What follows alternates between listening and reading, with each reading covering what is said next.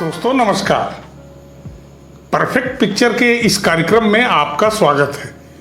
मैं हूं जगदीश यादव। इस बार के वीडियो कार्यक्रम में आपके सामने एक बहुत इंटरेस्टिंग एपिसोड फूलन देवी का ला रहा हूं, जिसके बारे में जानकारी बहुत कम लोगों को ही है। फूलन देवी बीहड़ों से निकलकर सरेंडर कर दी। मुख्यमंत्री उन दिनों के मध्य प्रदेश के तत्कालीन मुख्यमंत्री अर्जुन सिंह के सामने आत्मसमर्पण के बाद फूलन देवी को ग्वालियर के केंद्रीय जेल में भेज दिया गया। मैंने पिछले एपिसोड में आपको बताया था कि मेरी मुलाकात किस तरह हुई थी, तो मेरा ये भी दायित्व है कि अगली कड़ी में आपको बताऊं कि फिर उसके बाद हुआ क्या। दरअसल जब उसको जेल में 1 साल बीत गए तो उन दिनों हमारे संपादक एमजे अकबर ने फूलन के 1 साल जेल में रहने पर एक विशेष इंटरव्यू छापने की इच्छा जाहिर की।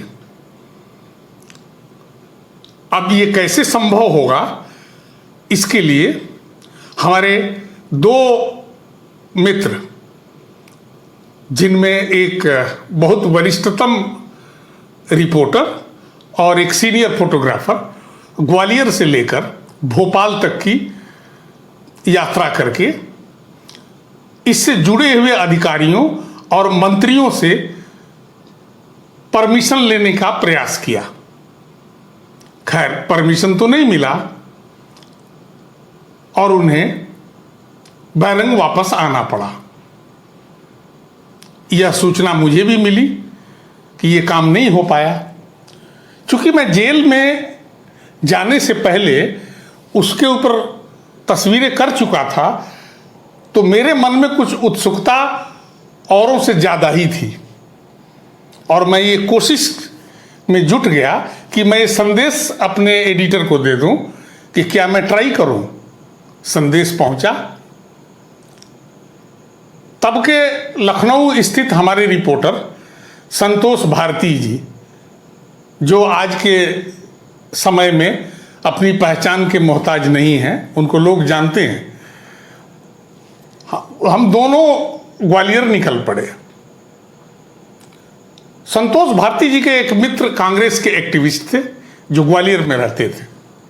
उन्होंने मदद करने का वादा भी किया था कि जेल अधिकारियों से उनका परिचय अच्छा है, इसलिए वो हमारी मुलाकात करा देंगे फूलन देवी से।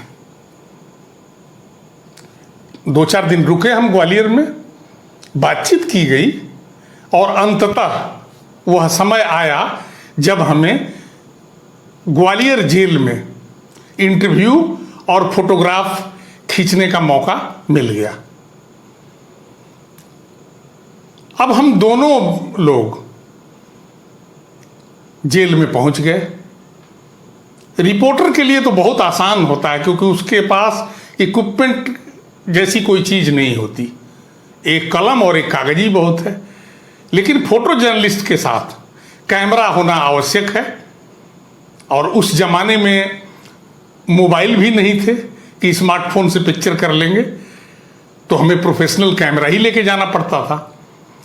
तो मेरे पास एक पुराना निकोर मैट की बॉडी और उसमें 50 mm का नॉर्मल लेंस लगा हुआ पड़ा था। मैंने उसे उठाया और जैसे तैसे अपने तरीके से उस कैमरे को जेल के अंदर दाखिल कराने में भी सफलता प्राप्त कर ली। जब मैं फूलन के यहाँ पहुँचा तो देखा कि एक सरकारी क्वार्टर नुमा आवास है उनका, जिसमें 2 कमरे, बरामदा और सामने एक छोटी सी बाउंड्री, उसमें वो लोग रहते हैं।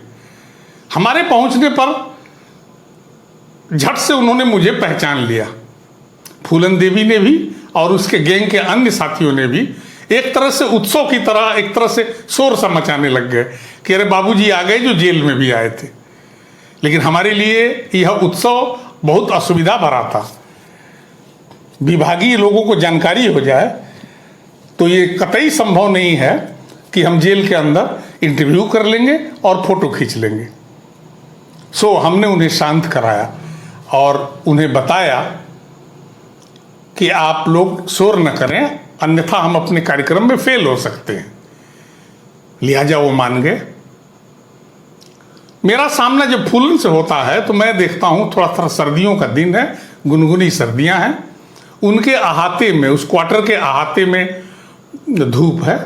एक बड़ा सा पतीला साइड में रखा है और वहीं एक किनारे बैठ के फूलन देवी अपने छोटे से कुत्ते के बच्चे को खाना फीड कर रही है। मैंने फिर उससे आग्रह किया कि अपने कार्यक्रम जारी रखो, जो करते हो करते रहो, मैं ऐसे ही फोटो खींच लूंगा, कुछ विशेष उसमें बनावट करने की आवश्यकता नहीं है। सो मैंने वहां पर शूट करना शुरू किया। तस्वीरें आपके सामने हैं। संतोष भारती जी ने उसका एक विधिवत इंटरव्यू भी किया, जो अंग्रेजी की पत्रिका संडे में कवर स्टोरी के रूप में फूलन इन जेल स्पेशल रिपोर्ट के रूप में छपा। वो तो बाद की बात है जब छपा, लेकिन उस दिन क्या होता है, हमारे लिए सबसे बड़ी समस्या होती है फिर कैमरे को बाहर निकालना। कैमरा भी बाहर निकल गया, हमने व्यवस्था बना दी, लेकिन मेरे मन में था कुछ विशेष पिक्चर करने का। सो मैंने जेल के गेट पर जो कार्यरत लोग हैं, जो देखभाल करते हैं, उनसे अनुरोध किया कि कल त्योहार का दिन है, मैं रिश्तेदार हूं फूलन और मान सिंह का, तो लिहाजा उस त्योहार के अवसर पर मुझे कल भी जाने दिया जाए। उन्होंने मेरे ऊपर दया की कि ठीक है आ जाना। मैं अगले दिन पहुंचकर कुछ विशेष तस्वीरें की, हमने कुछ बदलाव किए। उसका पूरा विधिवत आपको मैं इसके अगले वीडियो में दूंगा। धन्यवाद।